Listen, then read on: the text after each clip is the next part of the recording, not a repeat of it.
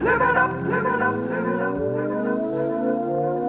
alaikum everybody, and welcome to the second installment of Ask Melanie here on YouTube. Now, as you can tell from the title of this video, I'm going to be answering a question that has actually been posed to us quite frequently lately. As you may know, we offer hijab support at Haute Hijab, whether that means you need some sort of assistance, help, support, anything at all. You can reach out to us and we will do our best to help you. If I can't help you personally, then I will put you in touch with somebody who can. Now, one question that we've been getting a lot lately has been this question of feeling fearful and feeling afraid to wear the hijab, feeling ashamed, feeling embarrassed, feeling like you don't want to be known as a Muslim woman out in public. And oftentimes that's coupled with the desire to remove the hijab. Now, I'm actually going to read a question that I got from somebody that is a really good representation of the type of, not only the type of rhetoric that's out there amongst Muslim women in general, but the type of questions that we've been getting a lot lately. So she says, with all the negativity going on in the media, I feel it has taken a toll on my self-esteem and self-confidence, and feel like I'm so sick and tired of having to defend myself and always feeling scrutinized in every step I take or action I make in public. I haven't had anything physical happen, but I have had a couple middle fingers and just downright, if looks could kill, stares from people. I'm feeling like at times maybe my kids, who are getting a bit older, might feel somewhat ashamed or embarrassed going out with me because of all the anti-Islamic rhetoric going around, and I hate that I put them through that. I don't know, I just feel days like I want to just take it off, and other days where my iman is strong and I say, bump everybody, no one is going to make me take my hijab off. I do believe in hijab and the purpose and reasons for wearing it. That's not something I doubt. What kind of advice do you have for me? Now, again, this is a question that is beautifully representative of a lot of the questions and just kind of, you know, the rhetoric that's out there when it comes to the political climate and hijab. In preparing for this video, I referenced two resources that I'm going to link below. One is a lecture given by my teacher, Ansay Tamra, who gave a lecture right after the San Bernardino shootings, and it was called Keep On Keeping It On, and it was exactly about this topic. So I do recommend that you go and watch that in full, as it'll be really beneficial to you, and a lot of what I'm going to say is echoing her sentiments. The second resource was a short video clip from Al Madina Institute that's also really helpful. So please do take the time to check out those resources as well. Now, the first thing I'll say is keep in mind and remember that we as Muslims are not the first, and we're not going to be the last minority group that feels unwanted. Before us were the Irish, the Jews, the Mormons, the Catholics, the Italians, the African Americans, who I don't think they've ever not felt unwanted, Asian Americans right after World War II with the internment camps, Native Americans who for centuries have endured injustice after injustice. So we are just next in the line of minority groups who feel unwanted in America, and that's okay. That's okay. Number one, that should tell you that this time will pass. And number two, that we're not the first to go through this, that there are others who have gone through it and overcome. Having said that, we need to honestly stop feeling so sorry for ourselves. We need to stop this victimization mentality where we allow ourselves to feel victimized, to play into the hands of those whose entire careers are bent on making us feel unwanted, and we need to stop playing into this rhetoric of fear. As Ansay Tamra says, we need to get out of our pity party and stop feeling so sorry for ourselves and get to work.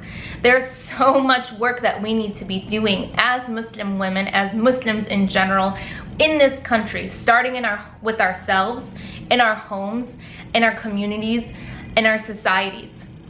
So number one, I would just say, let's get out of feeling sorry for ourselves and know and understand that we are not the first nor the last. And with us as Muslims, and Ansay Tamra made this excellent point, which is, can a black person take off their skin for the day when they don't feel like being discriminated against or looked at funny? Can other minorities just magically take away their features for a day because they don't feel like having to deal with certain stereotypical behaviors by other people? No, absolutely not. And the same should be true of us. Our hijab is a flag that we wear in order to be known. In fact, the desire to not be known, to blend in, to not distinguish ourselves from the general public, in fact goes against the very essence of why we wear hijab. In Surah Al-Ahzab in Ayah 59, Allah subhanahu wa ta'ala says that we wear our hijab in order to be recognized as women of faith, so as not to be bothered or harassed. In fact, this hijab, which is a prescription from Allah subhanahu wa ta'ala, and who is more wise and more all-knowing than Allah subhanahu wa ta'ala, gave us the prescription to wear hijab in order to stand out, in order to be recognized as women of faith, so that we're not bothered and we're not harassed. And yes, I understand that right now it's a scary time. We're hearing all these inflammatory stories and different sensationalized media coverage about Muslim women and Muslims in general and everything else that's going on. I totally get it and I understand. But day to day, we as Muslim women truly are more protected with the hijab than we are without it. For the most part, the respect that comes from wearing hijab is still there, with the very few exceptions. Wearing the hijab only helps us, and we know this because Allah subhanahu wa ta'ala has told us as such, that we wear the hijab in order to be recognized as women of faith, so as not to be harassed. So this desire to not stand out or to not be distinguishable actually goes against the very essence of what hijab means and the reason that we wear hijab to begin with. And know and understand that the problem is not in the hijab. The problem is not an African American person's skin. The problem is not a Latino's accent. The problem was within the broader culture, the society that is allowing these thoughts and these ideas to permeate.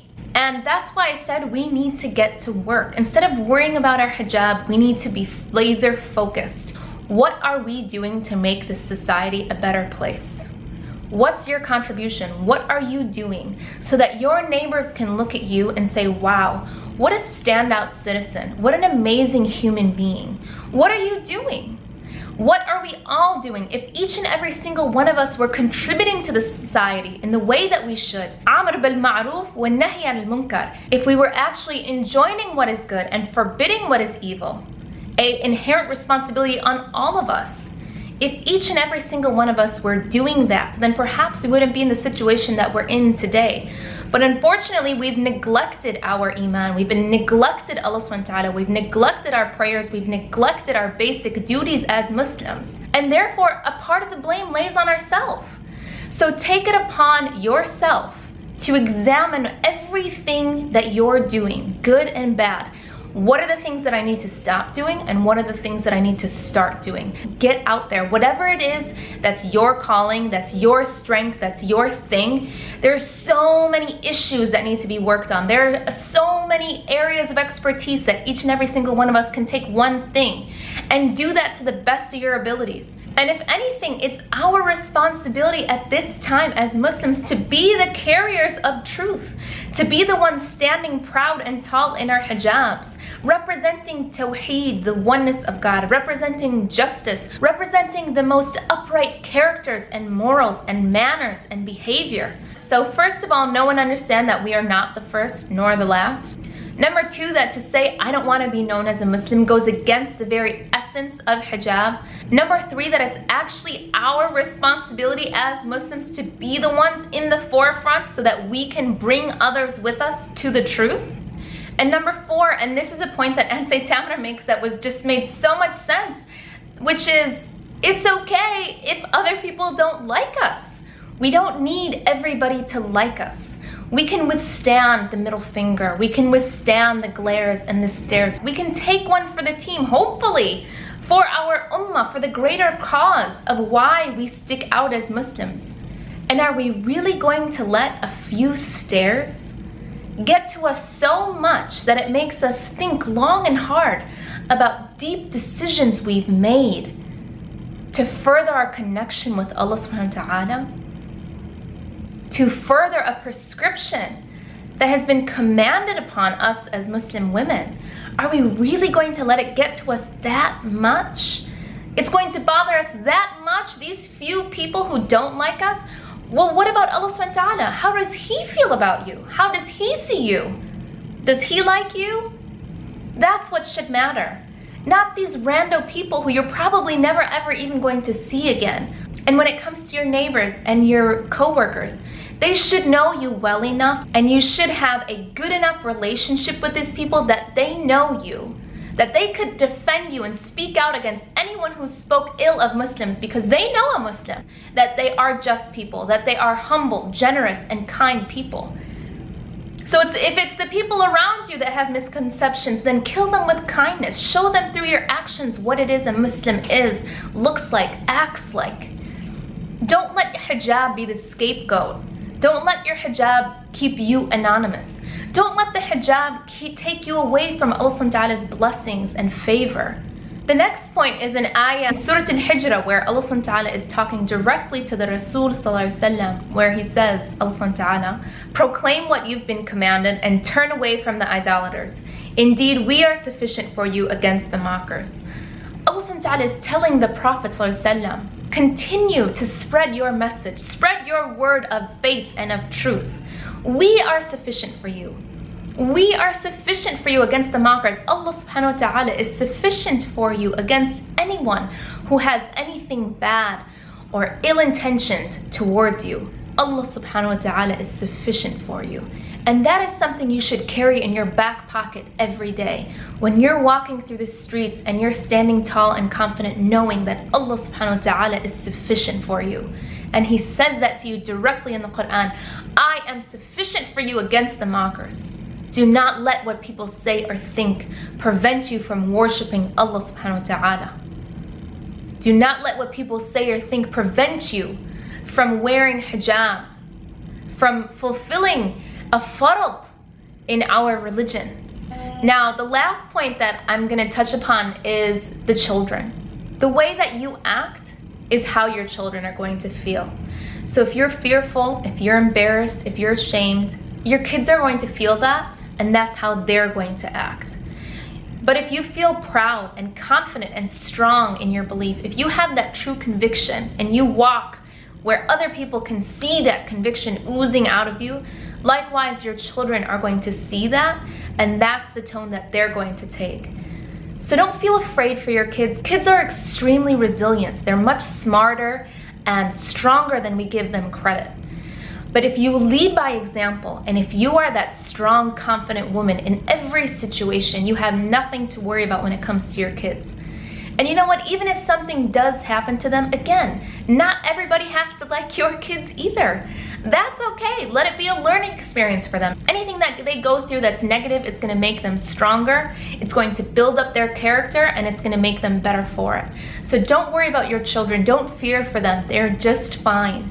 And how you act is going to be a direct representation of how your kids act. So always keep that in mind. Ladies, hijab is a fard. And it's something that cannot be argued. It is a prescription by Allah subhanahu wa ta'ala, and it's a beautiful prescription that protects us, that preserves our dignity, our sanctity, our beauty. It gives us the ability to be vocal, to empower ourselves. Never lose sight of that, and don't play into the hands of people who want you to think otherwise, that you are disempowered, that you have no voice, that you are weak. Know that the opposite is true, and know and understand why you wear the hijab to begin with. Let that give you the strength and the courage to walk outside your home with it every single day. There's nothing to be scared of. Be proud of wearing hijab. Be proud of who you are. Be proud of your beliefs. Never shy away from them. And may Allah subhanahu wa ta'ala keep us, all of us, strong and guide us to the straight path. May Allah forgive me if there's anything I said that was incorrect. It was from myself and my own nafs, and anything I said that was good came from Allah subhanahu wa ta'ala. So I hope that was helpful, and this helps for anyone that is struggling with hijab.